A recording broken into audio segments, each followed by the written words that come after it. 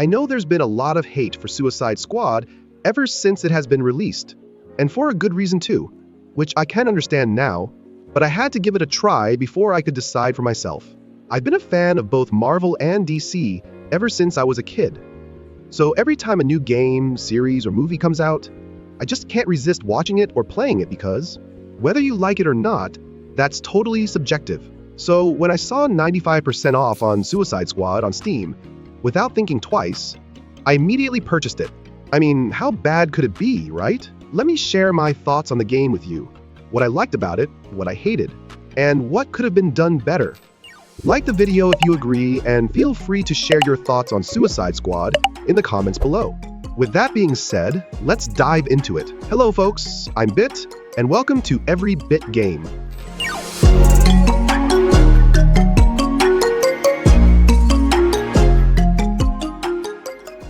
First of all, let me tell you what I liked about the game. A couple of days ago, I was playing DC Universe Online, or DCUO for short, and I was wishing if we could get a graphics update for the game. When I started Suicide Squad, I just loved the graphics. I know it's nothing new, and Rocksteady has already created such beautiful cities in the past for the Batman Arkham series. But seeing Metropolis with these new graphics, especially after coming from DCUO, felt refreshing to me. You don't have to agree with me, it's a subjective matter. You may like it or hate it, and that's totally fine. I also liked the unique traversal system for all 4 characters. Their movements and facial expressions were amazing. The cutscenes were nice for the most part, but we'll get into that a bit later when we'll talk about the story. The jokes and all were fine too. But that's it. That's all I liked about the game. Let's talk about gameplay. For the most part, character movement was fine, and I had no issues with melee or gunfights. Again, I love the traversal system for all 4 characters, like throwing a boomerang to fast travel for Captain Boomerang, jetpacks for Deadshot, the Bat Grapple for Harley, and Atlantic Magic for King Shark. It all makes sense.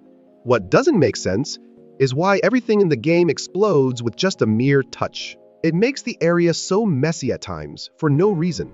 Another thing which annoyed me sometime is that the squad NPCs keeps on bumping into you sometimes while walking or idling. Another thing I felt which is bad, and one of the main reasons why I think it fails to retain the players, is the game loop. I mean, 90% of the time, you're just going from point A to point B and fighting the same stupid Brainiac freaks. I think that they got so caught up with killing the Justice League and Brainiac that it left them with very few options, which made the game loop boring. For most of the game, you'll find yourself fighting the same Brainiac minions over and over again. It's okay if you wanted to create a looter-shooter live service, but you have to add some variety to it. They didn't prepare enough content and rushed to run a live service, and in the process, they also ruined the story. Speaking of which, let's talk about the story, and oh boy. They connected it with the Arkham series by referencing its stories during the initial gameplay of Suicide Squad when you enter the Bat Museum, explaining how Batman faked his death at the end of Arkham Knight, then returned and joined the Justice League in Suicide Squad's history. So they revived Batman just to have him get killed by these guys who literally knocked him down with gunshots? I mean, come on, man. It was so bad watching him die like this. Getting shot in the head at point-blank range? Honestly, it felt like they didn't even try to write a proper ending for the heroes we all love. I just don't get it how League of Villains failed to kill the Justice League heroes in the past series and comics after so much of plotting and all, when these chumps can kill them just by shooting them with guns. I also felt so bad when I found out that the voice actor who voiced Batman throughout the entire Arkham series, and in this game as well, passed away after performing for this game. Man, it could have been such a great tribute and a way to end his legacy with Batman's proper heroic death. The fact that there is nothing you do differently to kill the heroes is so bad in itself. You could say, Bit, we were making a co-op live service game, and we needed to keep it simple. Look guys, I get it, but listen. You were able to think of a door where all 4 characters need to work together to open it. But you couldn't think of a cinematic combo mechanic to fight the heroes. Like a finisher or something? Using some gadget or some plot or something?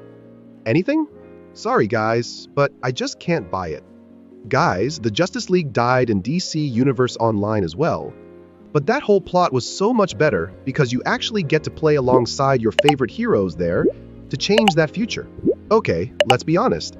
Suicide Squad was never supposed to have any superheroes as playable characters.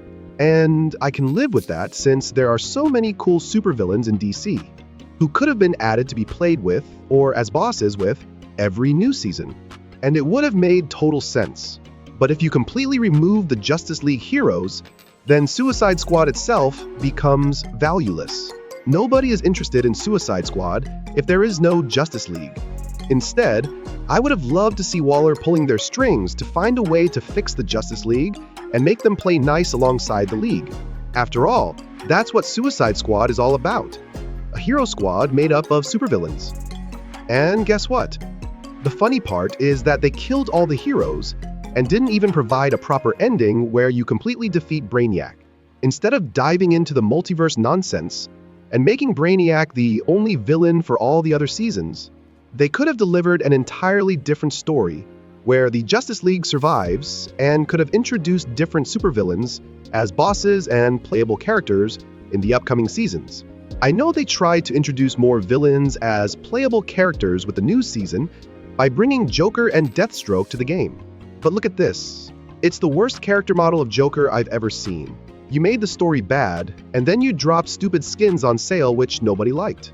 People spend money on skins and cosmetics to look cool, not to look like a clown.